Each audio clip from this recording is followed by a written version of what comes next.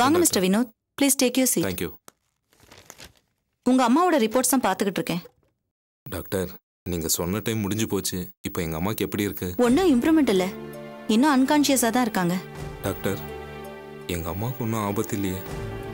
அவங்கள நீங்க தான் டாக்டர் எப்படியாவது காப்பாற்றணும். உங்க அம்மாவை காப்பாத்துறதுக்கு தான் இவ்வளோ ட்ரீட்மெண்ட் நடந்துட்டு இருக்கு. நம்ம கையில என்ன இருக்கு? நமக்கும் மேல கடவுள்னு ஒருத்தர் இருக்காருல்ல, பார்க்கலாம். டாக்டர், முயற்சி மட்டும்தான் எங்க கையில. இன்னும் ஒரு 5 hours போட்டும், அதுக்கப்புறம் பார்க்கலாம். என்ன டாக்டர் சொல்றீங்க? Don't worry mister Vinod, think positively, எல்லாம் சரியாயிடும்.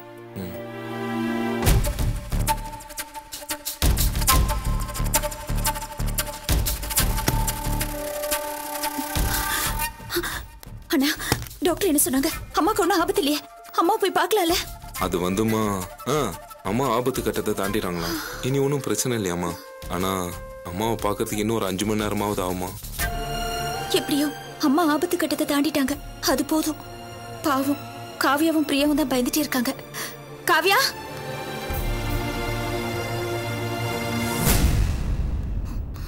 காவியா, அம்மாக்கு ஒன்றும் ஆபத்து இல்லைன்னு டாக்டர் சொல்லிட்டாங்களா? இனிமே நீங்க 2 பேரும் எதையும் நினைச்சு பயப்படாதீங்க.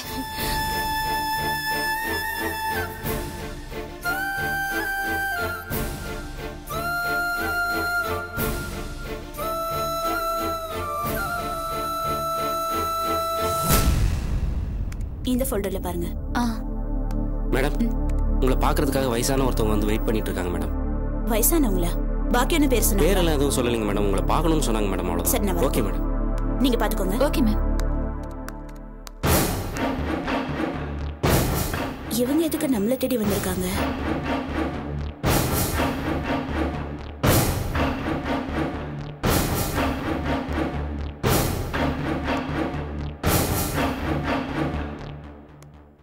என்ன விஷயமா வந்திருக்கீங்க? இங்கேயே பேசலாமா இல்ல தனியா பேசலாமா? வாங்க.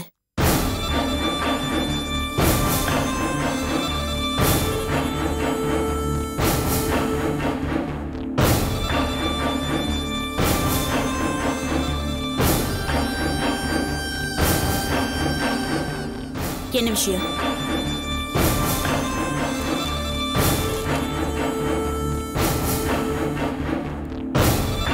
ஸ்வீட் எடுத்துக்க. எதுக்கு? ஒன்னும் இல்ல, நான் ஆசைப்பட்டதை விட டபுள் மடங்கு சந்தோஷத்தை எனக்கு ஏற்படுத்தி கொடுத்துருக்க இல்லையா, அதை உன்னோட ஷேர் பண்ணிக்கணும்னு ஆசைப்பட்டேன். வெறும் கையோட வந்தா நல்லா இருக்காது, அதான் ஸ்வீட்டோட வந்த. எடுத்துக்க.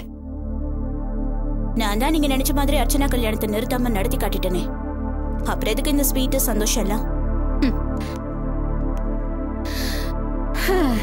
நான் எதிர்பார்த்த மாதிரியே நீ செஞ்சிருந்தேனா கல்யாணம் மட்டும்தான் நின்னு இருக்கும்.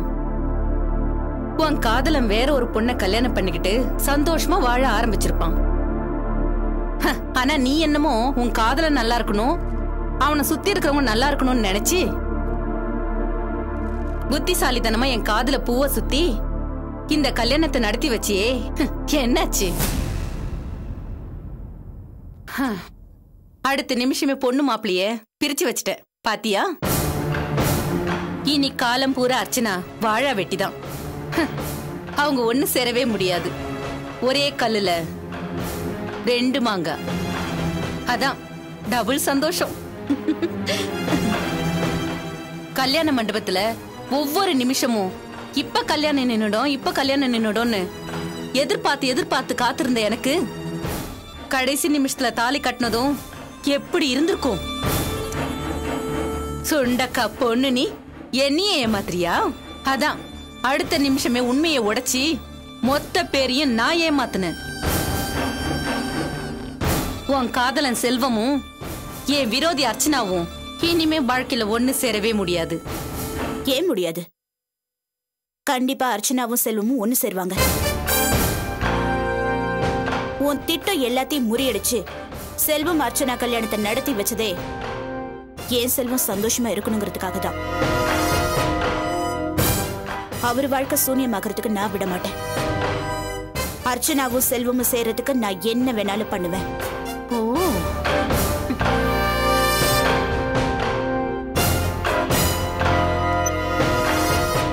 என்ன சொன்ன? சுண்டைக்காயா? ஆமா, நான் சுண்டக்கதா. ஆனா சின்ன சுண்டலிதான் பெரிய மலையே கொடைஞ்சு போகுமா. அர்ச்சனாவை வாழ வெட்டியாக்கிட்டோன்னு ரொம்ப சந்தோஷப்படாத. நான் இப்ப நினைச்சேனா நீ இங்கேருந்து வீட்டுக்கு போறதுக்குள்ள உன் பொண்ணு ஜெயந்தி வாழ வெட்டியா உன் வீட்டுல இருப்பா.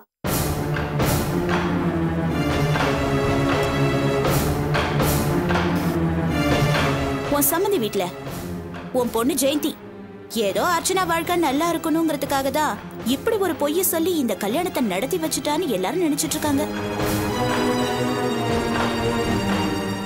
ஆனா ஜெயந்தி நல்ல எண்ணத்தோட இந்த கல்யாணத்தை பண்ணல.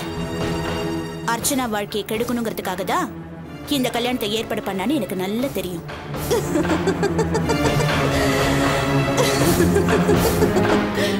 நான் இந்த விஷயத்த உன் மாப்பிள்ளை கிட்ட சொன்னேன்னு வச்சுக்கோ, உன் பொண்ணு வாழ்க்கை பூரா வாழ வேண்டியதா இருப்பா. பரவாயில்லையா?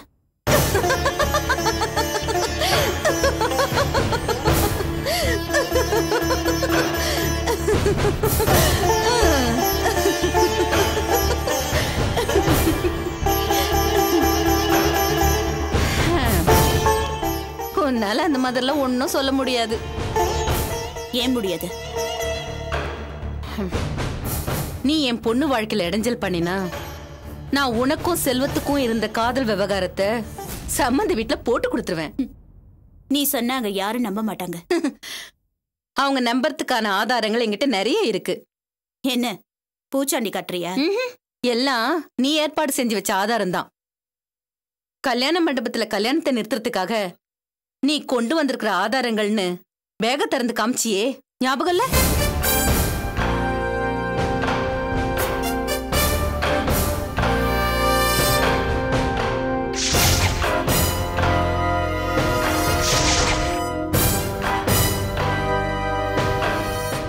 கல்யாண மண்டபத்துல அந்த பேக என்கிட்ட கொடுத்த நீ திரும்ப அதை வாங்காமலே போயிட்ட.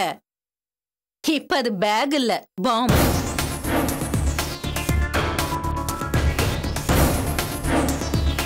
என் கையில இருக்கிற அந்த பாம்ப சம்மந்தி அம்மா முன்னாடி போட்டேன்னா உன் காதலன் செல்வ நிலைமை என்னாகும் தெரியுமா? சம்மந்தி அம்மா கிட்ட ஏற்கனவே பொய்யன் ஏமாத்து பேர் வழி ஃப்ராடுன்னு பேர் வாங்கியிருக்கிற செல்வத்துக்கு பொம்பளை பொறுக்கின்னு புதுசா பேர் கிடைக்கும். அப்புறம் அர்ச்சனா கூட என்னைக்குமே சேரவே முடியாது.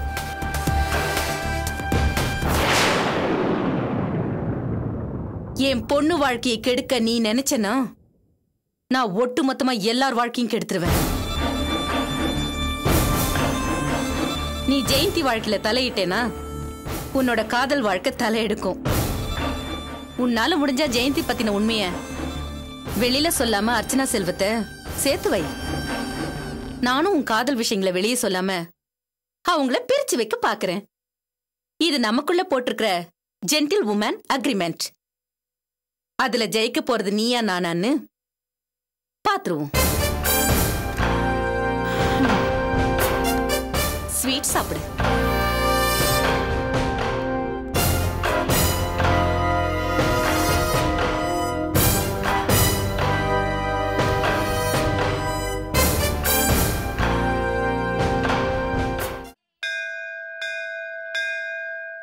ஓம் தேவி நமஹ, ஓம் துர்காயே நமஹ, ஓம் திரிபுவனேஸ்வரியே நமஹ, ஓம் அம்மா, என் பொண்ணோட வாழ்க்கை நல்லா இருக்கணுங்கிற ஒரே காரணத்துக்காகத்தானே என் பொண்டாட்டிக்கிட்ட உண்மையை மறைச்சு இந்த கல்யாணத்தை பண்ணினேன். இப்போ அதுவே அவளுடைய வாழ்க்கைக்கு பாதகம் ஆயிடுச்சே. நீதாம்மா அவளை எப்படியாவது காப்பாற்றணும்.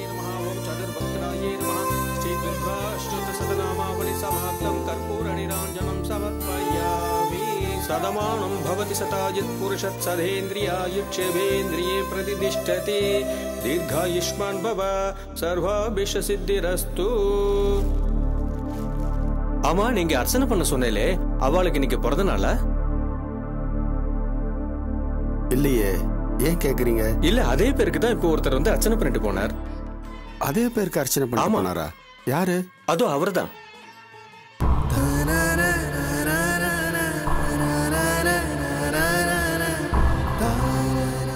மாப்பிள்ள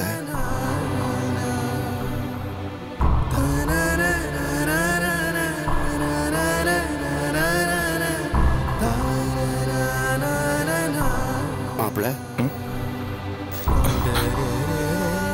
அத்தை எப்படி இருக்காங்க மாமா? இன்னும் அபாய கட்டத்தை தாண்டல. ஆனா கண்டிப்பா பொழைச்சிடுவாங்கிற நம்பிக்கை எனக்கு இருக்கு மாப்பிள. எல்லாத்துக்கும் காரணம் நான் தானே மாமா. அது நினைக்கும் போது மனசுக்கு ரொம்ப கஷ்டமா இருக்கு. நீங்க மட்டும் காரணம் இல்ல மாப்பிள, நானும் தான். இந்த உண்மை என்னைக்காவது தெரிஞ்சு வீட்டுல பூகம்பமே வெடிக்கும்னு எதிர்பார்த்தேன்.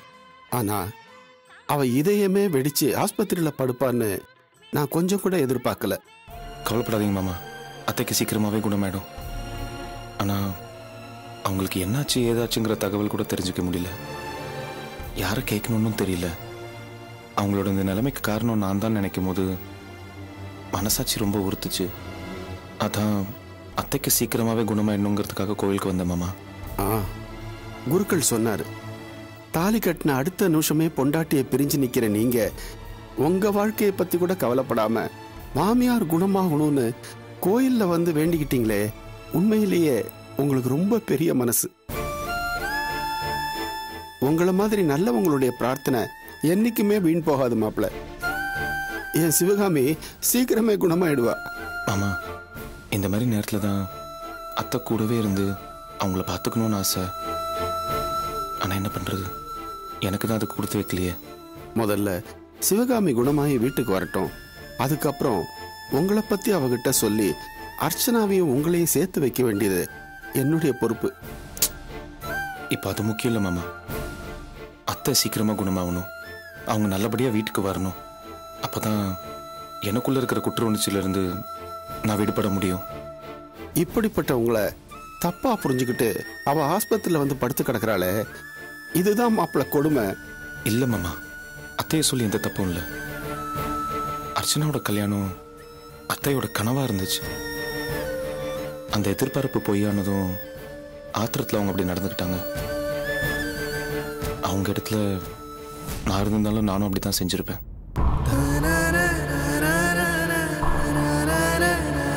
போலாம் மாப்பிள்ள.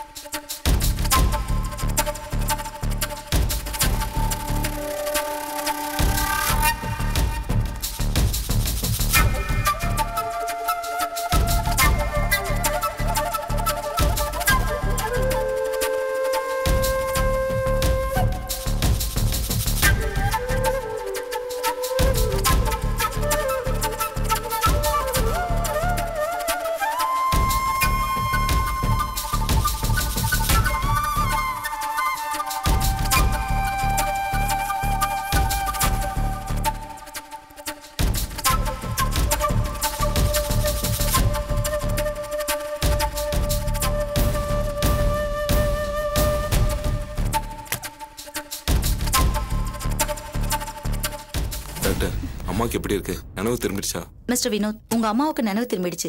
ஆபத்து கட்டத்தை தாண்டிட்டாங்க. இனி பயம் இல்ல.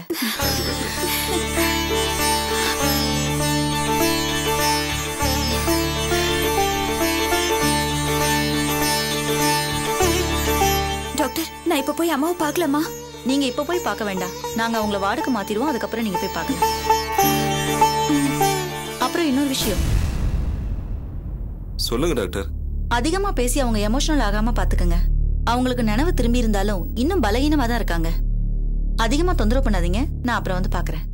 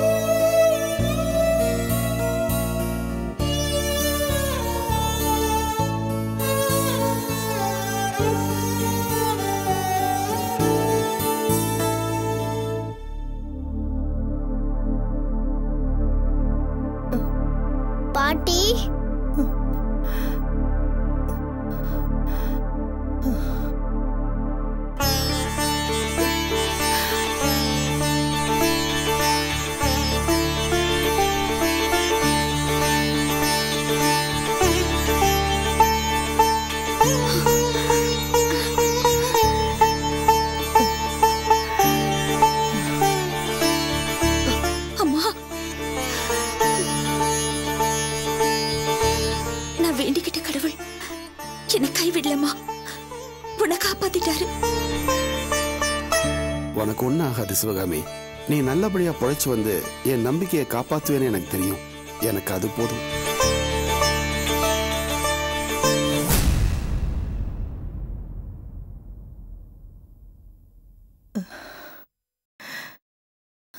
பாட்டி, ஏன் பாட்டி இங்க வந்து படுத்திருக்கீங்க? என்னடா கண்ணா பண்றது? நம்ம வீட்டு மனுஷங்களே என் முதுக பிடிச்சு தள்ளும்போது இப்படிதானே வந்து படுத்து கிடக்கணும்.